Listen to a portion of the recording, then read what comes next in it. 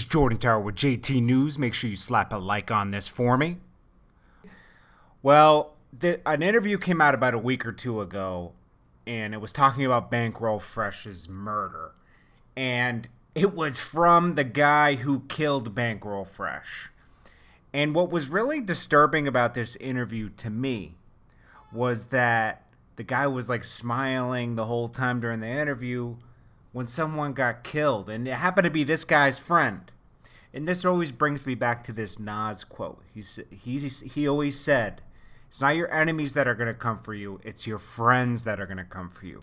Your friends can be your worst enemy. Someone you got along with and were best friends with is usually the person that's going to come for you and kill you. Look at all these crime movies and everything. It's usually your best friend that comes for you, snitches on you, whatever.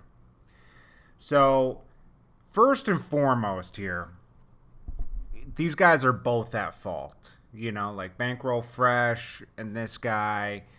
This is why you don't want to have stupid problems with people, because, you know, they can get out of control, especially in the streets. So I'm not on here to, like, downplay this guy. I don't want any problems with these guys, because these guys are obviously savages, and they fuck around with the guns. I don't want to fuck, you know what I mean? But I'm going to just tell my side of the story and how I look at it. And, you know, everybody has their own opinion. So anyways, you got this guy, No Plug, and you got Bankroll Fresh. No Plugs from Ninth Ward, and then where the 9, they said, not Ninth Ward, but the 9, and then you got Bankroll Fresh, I think he's from Temple or whatever. He's from around that area. And they were good friends coming up, and this guy, No Plug, would always have Bankroll's back when he was coming up in music. But things always change when a rapper gets on. You know, I've experienced this with a lot of different rappers. You know them from nothing. They act one way, and then they act different when they get on. I mean, there's a lot of truth to that, because I've experienced it time and time again. It's like sometimes they act brand new, and I can understand someone feeling a certain way. You know, I can understand No Plug feeling a certain way. So I guess, like, from the only thing that turns me off about this mostly is that he was smiling during the whole interview, and, like, sometimes I understand why he talked about it, because he's probably getting a lot of backlash for killing Bankroll Fresh, who was an upcoming Atlanta hero, basically, you know, because, you know, the new guy coming up is usually the hero. So Bankroll Fresh was loved in Atlanta. And, you know, when you kill someone that's loved, you know, you're going to get backlash. So I understand him speaking out about it, but it's the way he did it that I wish he had a publicist, because you shouldn't be smiling and just, you know, laughing off a murder. I mean, you know, it was, however you call it, it's a murder. You know, you could call it self-defense. Someone got killed. You know, and you know what? You can't just blame these two. What about all the people that are around it? What about Bankroll Fresh's friends? What about No Plug's friends? What about Schoolie, the guy who was the link between the two? Because Schoolie is on Street Execs just like Bankroll Fresh. And he's kind of like, he's the key between all this. And I'll tell you why in a second. So Schoolie's from the 9 too. And he's on Street Execs, signed to 2 Chainz. And then you got Bankroll Fresh, who was on Street Execs. So No Plug is from the 9, and he's friends with Bankroll Fresh. Bankroll Fresh comes up, he becomes a bigger rapper. Like, he's big in the South, you know, he's making money, and maybe he started acting different, because, you know, a lot of rappers do when they get on. You know, they're feeling the fame, they're getting money now. They didn't have that before. They're getting bitches now, and you know what? Their whole ego and swag changes, right? So No Plug, obviously, he probably rubbed No Plug the wrong way, and No Plug just didn't want anything to do with him anymore. He didn't want him around him. He said, "Hey, man, you're acting different. Stay away from me." And then supposedly, the way he tells it, unfortunately we can't hear Bankroll Fresh's side of the story because he's gone. But he was messing with some of No Plug's girls that he had been with before. I mean, you know, when you live in a city, it's small. You start messing with the same girls, especially in hip hop circles and music circles and street circles. Like, these kind of girls, they go from guy to guy. I mean, a lot of look at Keisha Core or whatever her name is, Gucci Man. She's been with Birdman, Yo Gotti, so many people. You know, like these girls get share around. I'm sure you've heard the stories. I mean, come on, you know, look at the stripper girls. They get Black China's been with Tyga, this one, that one. You know, it's just, you know, it's part of the culture. Okay, so I guess he was pillow talking with these girls, which is the number one thing you don't do, especially if the girl's has messed with some of your friends and you're talking about your friends. She's gonna spill the beans.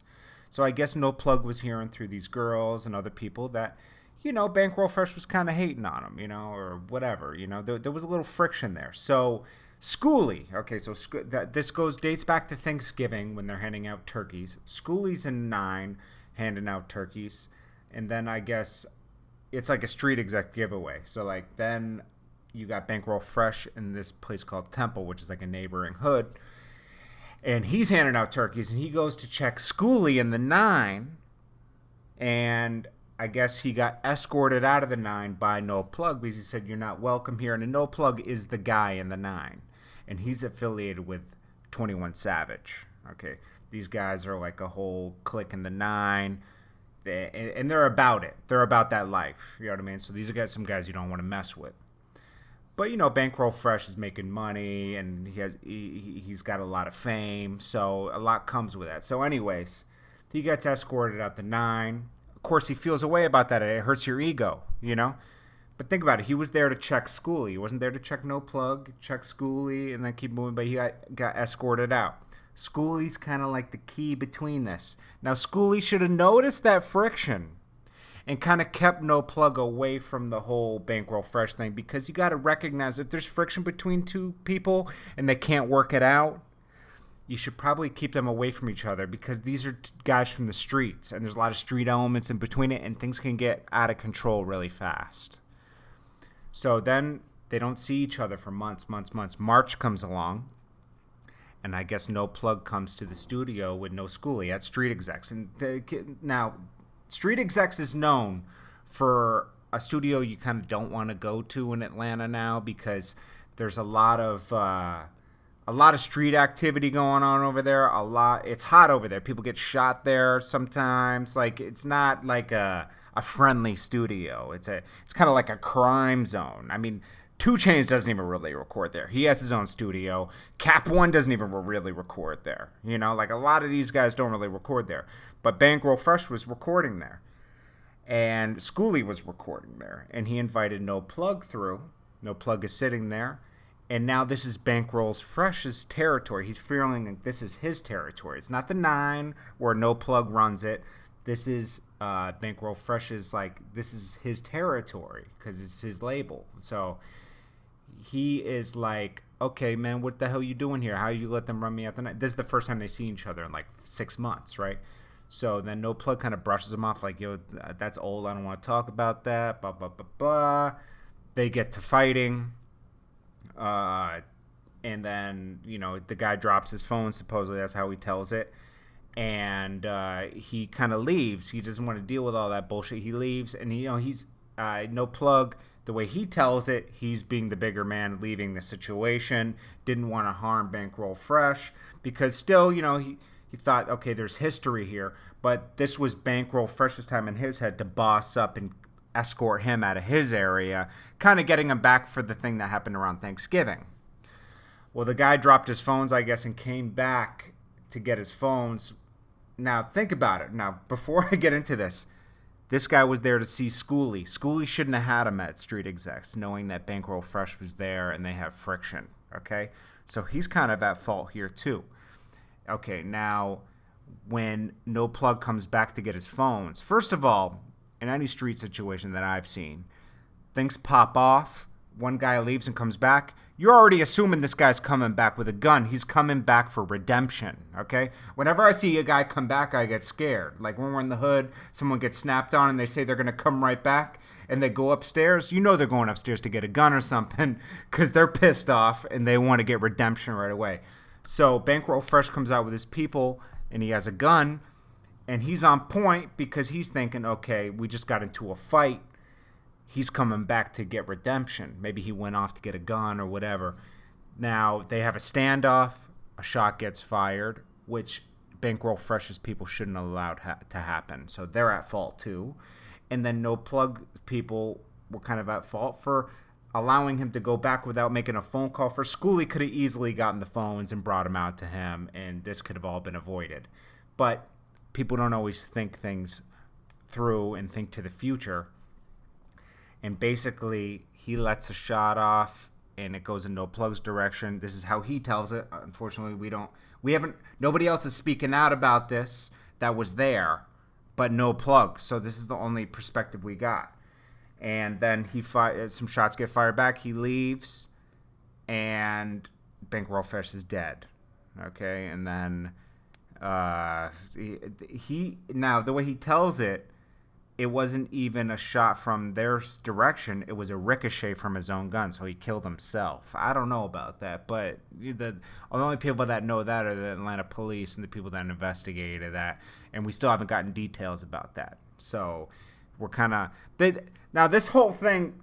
The only thing about this interview also is it gives you closure on it's not a great closure, but it's closure on the Bankroll Fresh murder, because there were so many unanswered questions for the past 6 months, like who did it. There was speculation that No Plug did it, but we didn't hear from it. So in one sense, it's kind of like you want to hear about this, but in another sense, the guy's smiling and laughing during the whole interview, and then he's kind of plugging his rap career. Maybe this wasn't the best PR move. It rubs you the wrong way. I mean, just look at the dislikes on the interview. I'll link it below.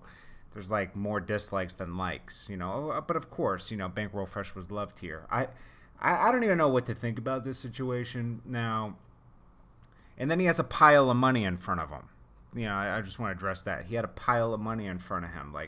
Why are you stunting during an interview where you're talking about a murder? I mean, come on, man. I don't know. But, these two... a lot of people, it's not just these two that are at fault. It's the people around them. People have to, you got to avoid violence if you can at all costs, because it's not worth dying for. Look at Bankroll Fresh. He left his whole family behind. What if No Plug got killed that night? That he would have left his family behind, with nobody. You leave emptiness in people's lives. You got to, you can't do anything dead, man. So we got to, I wish that he came out and spoke about this situation a little differently, And, Schooley, I mean, I haven't heard anything from him since. He must be fucked up behind all this, and he must feel a little bit responsible. I mean, everybody has to take some responsibility in the situation that was there. What do you guys think about this? I mean, does it rub you the wrong way? He got off, obviously, because the police determined that it was self-defense, so he got off. He said he hired Gucci Mane's lawyer for $10,000, went down, 10-minute interview was done, and he was free and clear. So yeah, I mean, I guess that's that. And obviously, a lot of other people probably feel the same way in the situation because there's been no retaliation. So maybe this guy's telling the truth. That's another thing you got to look at. There's been no retaliation. People know who murdered Bankroll Fresh, and nobody retaliated. So maybe maybe there's some truth to what he's saying, but he's doing it with a smile on his face and money in front of him. So of course it's going to rub people the wrong way. But I know this is a long ass commentary, but I just had to get this off my chest. I've been sitting on this for 2 weeks after I watched it. I just couldn't believe that someone's on here talking about a murder with a smile on their face and money in front of them. I was like, what the hell is going on here? Is this is it April Fool's? Is this a joke? What's going on here? Is this a parody?